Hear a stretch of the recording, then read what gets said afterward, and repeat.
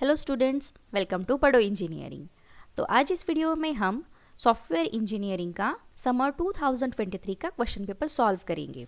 तो इस वीडियो में हम क्वेश्चन नंबर 1 देखेंगे और बाकी के वीडियोस में, दैट इज आने वाले नेक्स्ट वीडियोस में हम बाकी के क्वेश्चन सॉल्व करेंगे।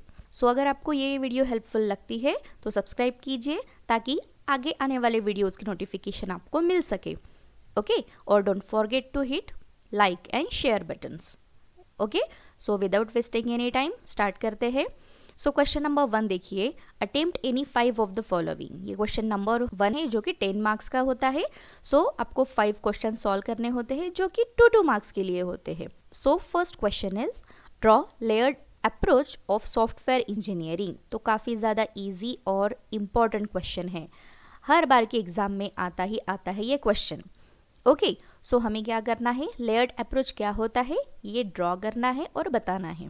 जैसे आपको यहाँ पे एक डायग्राम दिख रही होंगी, तो यही डायग्राम आपको ड्रॉ करनी है। सो देखिए यहाँ पे 4 लेयर्स होती है। First is tools, methods, process and quality. Quality को हम क्वालिटी फोकस भी लिख सकते हैं। सो इन्हीं लेयर्स के बारे में यहाँ पे बोला है, तो इसीलिए लेयर्ड अप्रोच इसे कहा जाता है।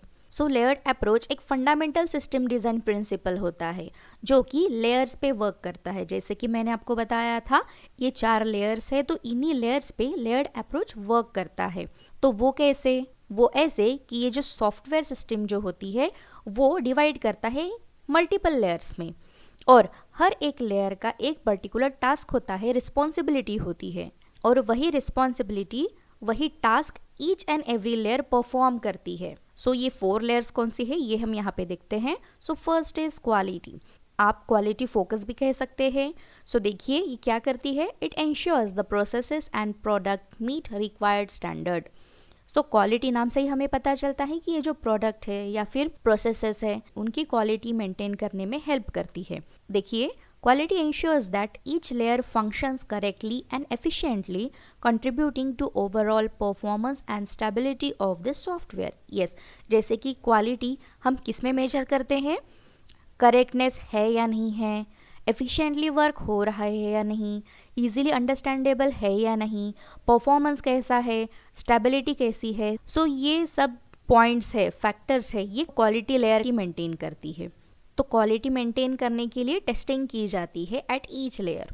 Okay, next second is process. So process means framework defining activities for software development. तो प्रोसेस क्या होती है, जो भी मेथोडोलॉजी यूज होती है डेवलप करने के लिए या फिर इंटीग्रेट करने के लिए सॉफ्टवेयर, सो वो काम प्रोसेस लेयर करती है। सो प्रोसेस लेयर में यूज करते हैं अजाइल डेवलपमेंट प्रैक्टिस। सो ये मेथड्स होती है वो इटरेटिव एंड इंक्रीमेंट डेवलपमेंट में यूज होती है। सो इन सिंपल वर्ड, प्रोसेस क्या होती है, एक मेथोडोलॉजी होती है जो कि सॉफ्टवेयर का फ्रेमवर्क डिफाइन करती है, मल्टीपल मेथोडोलॉजीज यूज करके सॉफ्टवेयर को डेवलप और इंटीग्रेट करती है।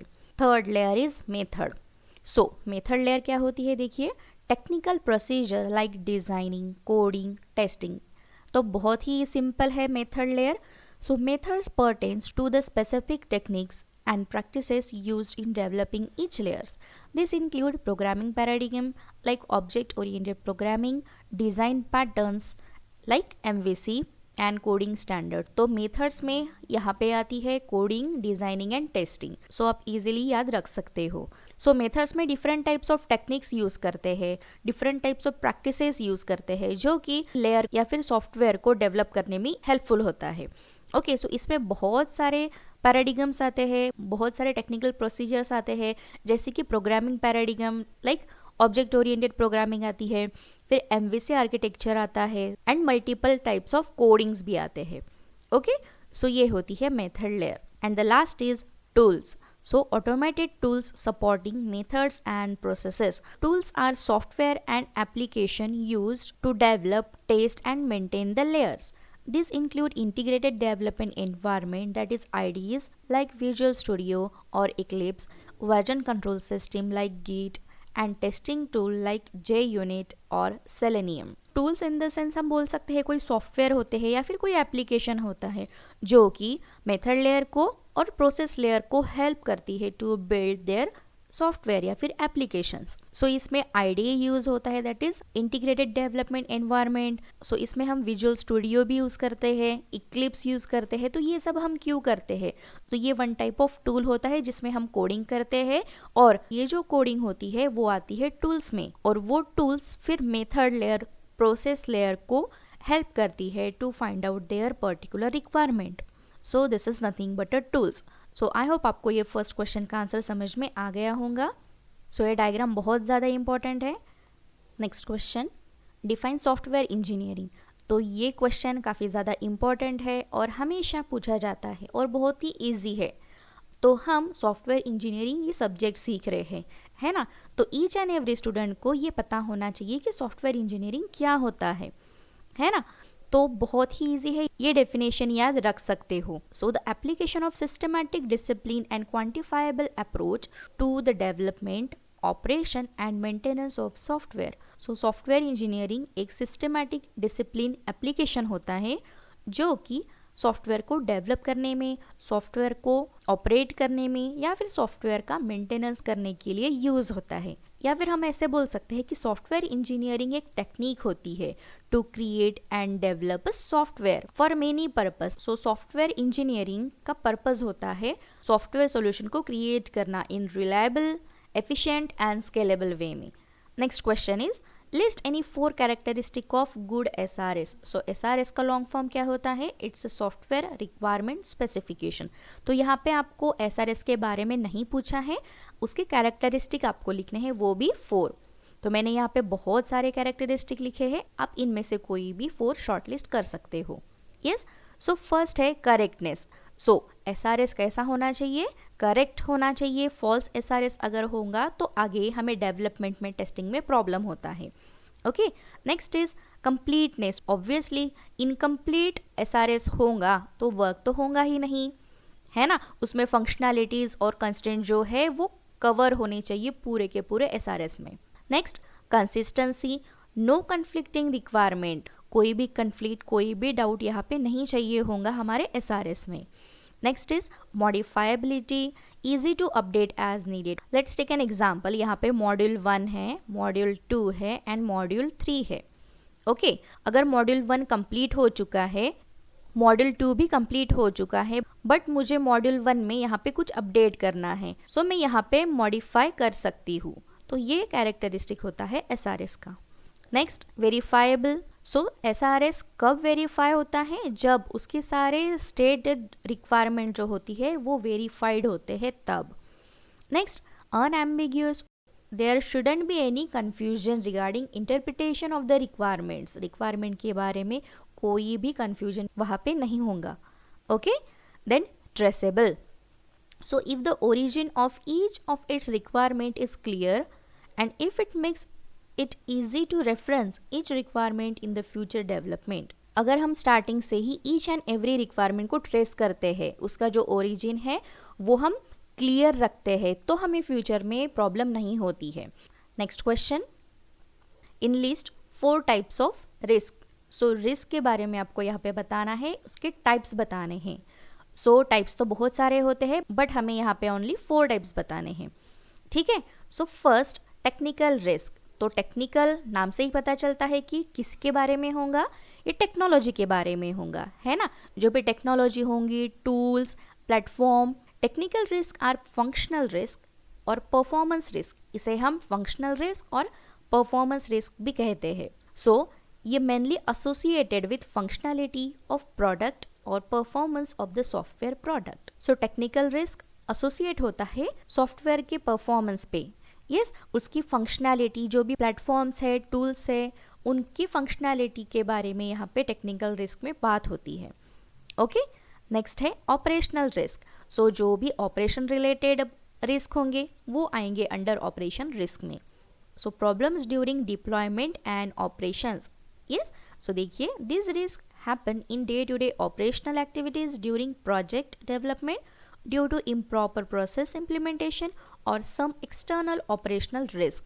सो ये operational risk day to day operational activities में होते हैं सॉफ्टवेयर के। जबकि कोई प्रोजेक्ट डेवलपमेंट में होता है सो उसमें कोई भी प्रॉपर इम्प्लीमेंटेशन प्रोसेसेस का नहीं हो पाता है, या फिर कोई एक्सटर्नल ऑपरेशन रिस्क होते हैं, सो ये आता है ऑपरेशनल रिस्क में। Then budget risk, so it's related to the budget only. So देखिए, if financial aspect of project mismanage then there budget concern will arise by giving rise to budget risk. अगर कोई भी project चल रहा है तो उस पर फाइनेंशियल एस्पेक्ट थोड़ा कम ज़्यादा होता है, मीन्स मिसमैनेज हो जाता है, तो वो बजट रिस्क में आ जाता है। So proper finance distribution and management are required for the success of project, otherwise it may lead a project failure. Obviously each and every stage पे finance distribution होना बहुत ज़रूरी होता है, उसका management बहुत ज़रूरी होता है, तभी जो project है वो successfully run होगा, successfully develop होगा, otherwise फिर वो project fail होने के chances बहुत ज़्यादा होते हैं। So it's budget risk. Then programmatic risk, so it's related to the programs only. Yes, so it refers to the external risk or other unavoidable risk. These are external risks which are unavoidable in nature. These risks come from outside and it is out of control of programs. So programmatic risk ये होते हैं external risk या फिर unavoidable risk इसे कहा जाता है। So programmatic risk होते हैं वो बाहर से आते हैं, मीन्स क्या, जो आउटसाइड रिस्क होते हैं जो कि अनअवॉइडेबल होते हैं उससे आते हैं। सो समटाइम्स ये प्रोग्राम से भी कॉज हो सकते हैं। So it's a programmatic risk. और बहुत सारे रिस्क है यहाँ पे, देखिए। सो मैंने यहाँ पे लिस्ट आउट कर दिए है सम रिस्क, तो आप देख सकते हो, जैसे कि कम्युनिकेशन रिस्क है, security risk, quality risk, risk associated with law and compliance, cost risk, market risk. Yes, next question देखते हैं। Define empirical estimation approach. So आपको बताना है कि एम्पिरिकल एस्टिमेशन अप्रोच क्या होता है। सो इसके रिलेटेड जो क्वेश्चन है वो 4 मार्क्स के लिए भी पूछते हैं। सो काफ़ी ज़्यादा इंपॉर्टेंट है। देखिए, empirical estimation is a technique और model in which empirically derived formulas are used for predicting the data that are required and essential part of software project planning step. सो आप इजीली ऐसे याद रख सकते हो कि एक टेक्निक होती है डेटा प्रेडिक्शन के लिए जो कि यूज़ होने वाला है या फिर इसेंशियल है सॉफ्टवेयर प्रोजेक्ट प्लानिंग में। सो एम्पिरिकल एस्टिमेशन अप्रोच में प्रीवियस प्रोजेक्ट का जो डेटा है वो यूज़ किया जाता है, सम अजम्पशंस यूज़ करते हैं या फिर गेसेस यूज़ करते हैं, और on the basis of that project planning step वो क्रिएट करते हैं। सो उसके लिए बहुत सारे डेटा यूज़ करते हैं, जैसे कि हिस्टोरिकल डेटा, एक्सपर्ट जजमेंट। सो इससे हम फाइंड आउट कर सकते हैं project efforts, cost and schedule. So this is empirical estimation approach. Next question, ये क्वेश्चन भी काफ़ी ज़्यादा इम्पॉर्टेंट है और ईच एंड एवरी एग्जाम में आता ही आता है। सो देखिए, यहाँ पे मैंने बहुत सारे पॉइंट्स मेंशन किए हैं, क्वेश्चन में सिर्फ 2 पॉइंट्स बोला था, क्योंकि ये जो क्वेश्चन है ये कभी कभी 4 मार्क्स के लिए भी पूछा जा सकता है ना। सो 4 मार्क्स के लिए क्या हम ओनली 2 पॉइंट्स लिखेंगे? नहीं ना, तो इसीलिए मैंने बहुत सारे पॉइंट्स यहाँ पे लिख दिए हैं, तो आप यहाँ पे शॉर्टलिस्ट कर सकते हो आपके पॉइंट्स। ओके, सो स्टार्ट करते हैं। Differentiate between quality assurance and quality control. So देखिए, first point is it is a procedure that focuses on providing assurance that quality requested will be achieved. So quality assurance means क्या होता है कि quality की assurity दी जाती है। यहाँ पे क्वालिटी ये फैक्टर होगा, मीन्स व्हाट, जो भी प्रोसेस चल रही है उसमें क्वालिटी पे ध्यान दिया जाएगा। And quality control, it is a procedure that focuses on fulfilling the quality requested. वो क्वालिटी कंट्रोल कैसे होती है, क्वालिटी कैसे फुलफिल हम कर सकते हैं, इस पे ध्यान दिया जाता है। Next point is QA aims to prevent the defect. Obviously quality assurance बोला है तो ये सिर्फ प्रिवेंट करेगा जो भी डिफेक्ट आता है वो, but quality control aims to identify and fix defect. जो भी डिफेक्ट आता है उसे आइडेंटिफाई करके फिक्स कर देगा। Next point, it is a method to manage the quality verification. So ये मेथड होती है जो कि क्वालिटी वेरिफिकेशन को मैनेज करती है, but in quality control it is a method to verify the quality validation. जो भी क्वालिटी के रिलेटेड वैलिडेशंस होती है वो वेरीफाई करेगा। यस, ध्यान में रखिए, क्वालिटी अश्योरेंस वेरिफिकेशन पे वर्क करता है और क्वालिटी कंट्रोल वैलिडेशन पे। Next point is it does not involve executing the program. So quality assurance में प्रोग्राम एग्जीक्यूशन नहीं होता है, but in quality control it always involve executing a program. Next point is it's a preventive technique, obviously मैंने पहले ही बोला था कि quality assurance जो है वो प्रिवेंटिव टेक्निक है, but quality control is a corrective technique. So control बोला है तो ऑब्वियसली वो कंट्रोल करेंगी, डिफेक्ट को फाइंड आउट करेंगी, फिक्स करेंगी। Next point, it's a proactive measure, quality control is a reactive measure. Next point, it is the procedure to create a deliverables. So एक procedure होता है जो भी डिलीवरेबल प्रोडक्ट है वो क्रिएट करने के लिए, ओके, बट क्वालिटी कंट्रोल में it is a procedure to verify. Yes, so इसमें क्रिएट नहीं होता है, सिर्फ वेरीफाई करता है deliverable. Next point, QA involves in full software development life cycle. So quality assurance involve होता है सॉफ्टवेयर डेवलपमेंट लाइफ साइकिल, और quality control involves in full software testing life cycle. So ध्यान रखिए यहाँ पे सॉफ्टवेयर डेवलपमेंट लाइफ साइकिल कहाँ है और क्वालिटी कंट्रोल में software testing life cycle. Yes, next point देखिए, in order to met the customer requirement QA defines standard and methodologies. So quality assurance standard and methodologies develop करता है, but quality controls confirms that standard are followed while working on the product। जब भी product पे work चल रहा है तभी standard follow करना होता है। नेक्स्ट पॉइंट, ये 9th था, this is 10th। So it is perform before quality control. Obviously quality जो अश्योरेंस है वो क्वालिटी कंट्रोल के पहले परफॉर्म होती है, बट क्वालिटी कंट्रोल जो होती है वो आफ्टर क्वालिटी अश्योरेंस परफॉर्म होती है। Next point is, it is a low level activity. It can identify an error and mistakes while QC cannot. So quality assurance identify करती है errors और mistakes को जो quality control नहीं कर सकती है वो। Yes, but quality control is a high level activity and it can identify an error that QA cannot. जो quality assurance identify नहीं कर सकती है वो errors quality control identify करती है। Yes, next point is, its a main motive is to prevent defect in a system. It is less time consuming activity. So ये point काफ़ी ज़्यादा important है, ये less time consuming activity है और ये डिफेक्ट को प्रिवेंट करती है सिस्टम का। यस, बट क्वालिटी कंट्रोल में क्या होता है, इज टू आइडेंटिफाई डिफेक्ट्स और bugs in the system. It is more time consuming, ये मोर टाइम कंज्यूमिंग है और ये आइडेंटिफाई करती है और फिक्स करती है जो भी डिफेक्ट्स एंड बग्स आते हैं वो।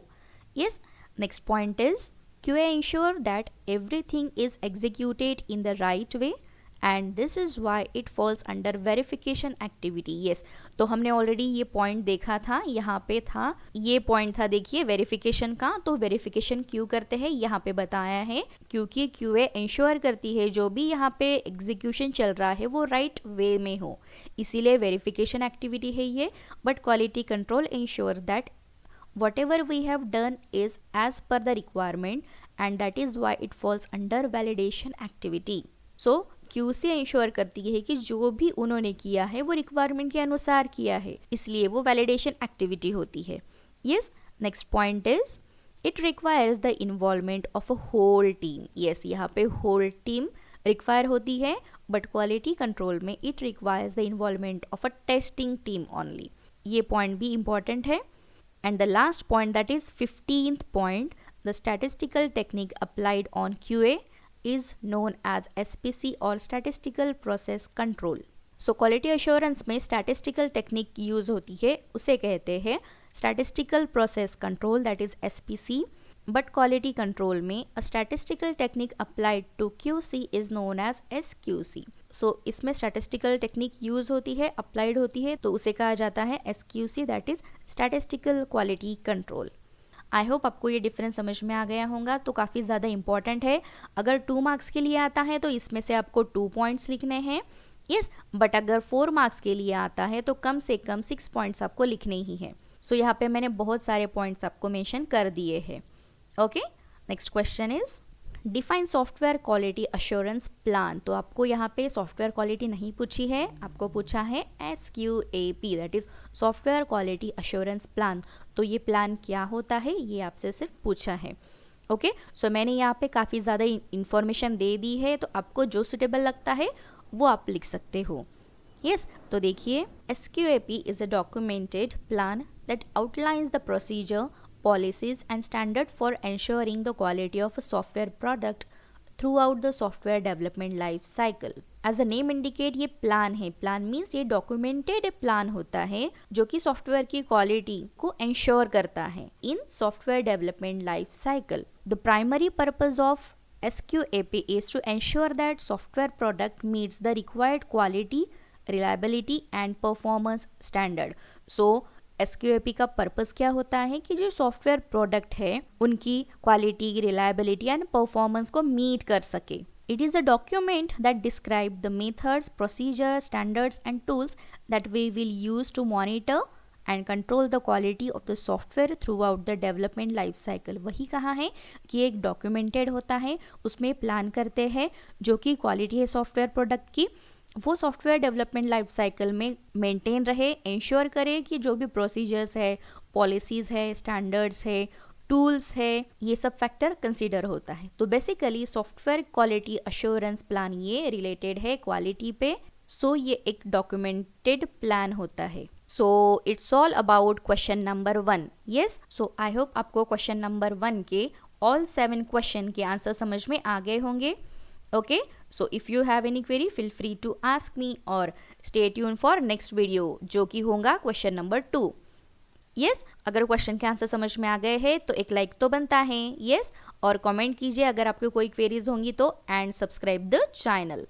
ओके, सो मिलते हैं नेक्स्ट क्लास में. Till then take care, bye bye, happy learning, keep learning.